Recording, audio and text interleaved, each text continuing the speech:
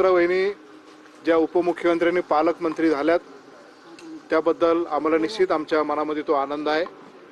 अशा आव्हानात्मक परिस्थितीमध्ये सर्व दुःख बाजूला सारून नेतृत्व स्वीकारणं आणि त्याच धीराने प्रत्येक कार्यकर्त्याला एक कुटुंब प्रमुख म्हणून पुढे जाण्याचं सुनेत्रा वहिनींचं कौतुक करणं तेवढं करावं तेवढं थोडं आहे। पण आज आमची भेट झाल्यानंतर जिल्हा परिषद असेल, जिल्हा नियोजन असेल, महाराष्ट्र शासन असेल, त्याच्या माध्यमातून अजितदादा जसे आम्हाला पाठबळ देत होते त्याच प्रकारचं पाठबळ संपूर्ण जुन्नर तालुक्याच्या प्रत्येक कार्यकर्त्याच्या पाठीमागे ते उभे करतील असा विश्वास त्यांनी आम्हाला दाखवला।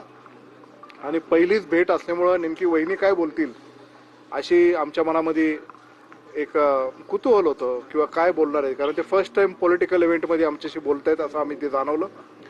पण ज्या सक्षमपणे एखादी स्त्री पदर खोचून नेतृत्व करण्यासाठी पुढे येत आहे ही चुणूक जणू काय जिजामातासारखी आम्हाला त्या सुनेत्रा वहिनींमध्ये दिसली।